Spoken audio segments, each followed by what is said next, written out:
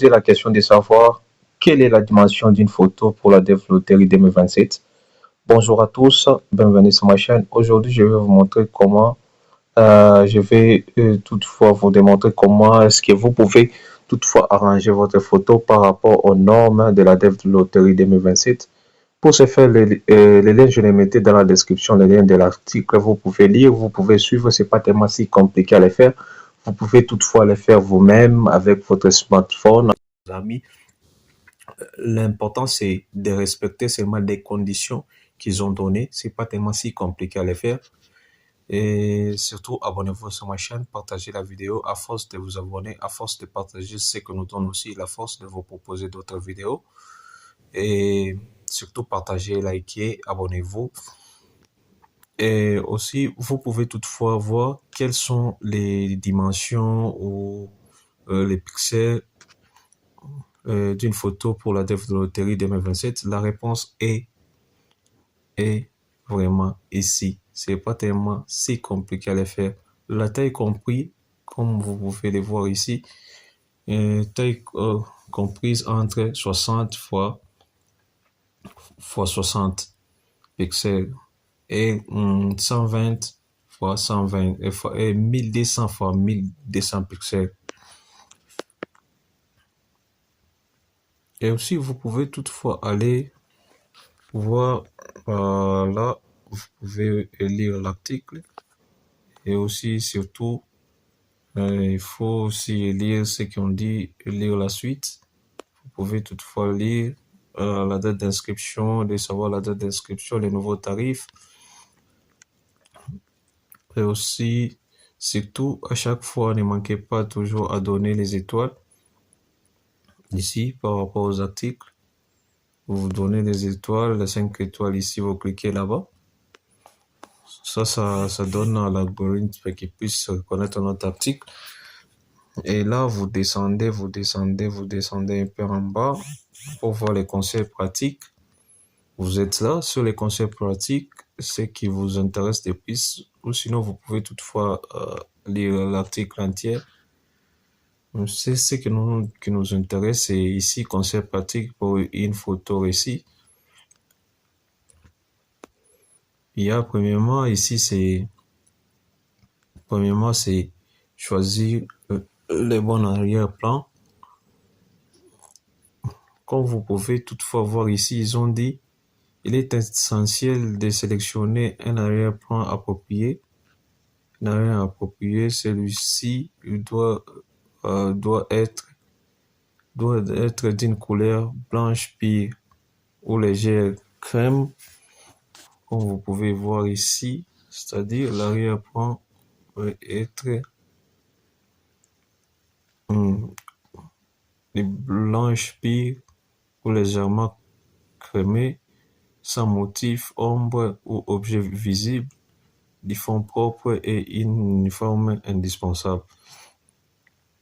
Vous pouvez aussi voir dimension et expression du visage, comme ici. Il faut justement respecter uniquement les conditions qui sont données. En ce qui concerne la position du visage, veillez à regarder droit devant vous avec les yeux grands ouverts et parfaitement visibles sans être cachés par ses cheveux ou des lunettes. Adoptez une expression nature sans sourire avec la bouche fermée. Cette posture doit refléter une identité claire. Vous voyez? Vous pouvez aussi lire. C'est vraiment très facile. Si vous voulez savoir comment est-ce que vous pouvez toutefois vous inscrire, vous pouvez toutefois lire aussi l'article. Vous cliquez là-bas pour lire l'article. Vous pouvez toutefois voir quelles sont les erreurs à éviter. Les anciennes photos anciennes retouchées, vous pouvez toutefois éviter. Et les non-respects des spécifications techniques. Comme vous pouvez les voir ici, il faut toujours respecter ces pixels. Il faut toujours respecter Vous voyez, c'est 600 fois 600 et 1200 fois 1200. Si vous voulez, par exemple, aller pour une personne qui veut vous prendre une photo, vous lui demandez uniquement que moi, j'ai besoin d'une photo de 600 fois 600, soit 1200 fois 1200, et qui soit uniquement en JPG, format JPG. JPG. Vous voyez, si vous voulez une photo, je répète bien, si vous voulez une photo qui est aux normes de la développerie, vous pouvez toutefois demander au photographe ou soit à celui qui va vous prendre une photo d'avoir une photo de 600 x 600, de faire une photo de 600 x 600 ou soit 1200 x 1200 pixels au format, vous respectez uniquement les formats JPG. JPG, c'est tout. Les outils, vous pouvez toutefois lire les exigences, ainsi de suite, conseils pour tester la conformité de sa photo. Vous pouvez toutefois checker et voir.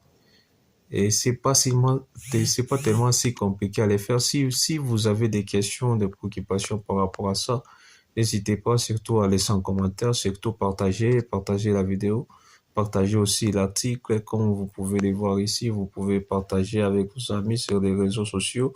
Vous pouvez partager sur Facebook, sur X, vous pouvez aussi partager sur Pinterest, LinkedIn, et WhatsApp, et Telegram, ainsi de suite. Vous pouvez toujours partager les liens, je les mettais dans la description. Si vous avez des questions, des préoccupations par rapport à ça, n'hésitez pas à nous poser et liker la vidéo, laisser des commentaires, et à force de liker, à force de laisser des commentaires, c'est que nous donne aussi la force de vous proposer d'autres vidéos. Et surtout, si vous avez des questions, n'hésitez pas à me poser. Je suis là pour vous répondre. Et aussi, une fois que le portail est ouvert, je serai en ligne et je vais vous démontrer la démonstration, comment vous pouvez toutefois faire l'inscription vous-même si vous avez déjà une photo en main, et si vous avez aussi les frais concernant les frais de paiement. Les frais de paiement, c'est $1 uniquement, $1.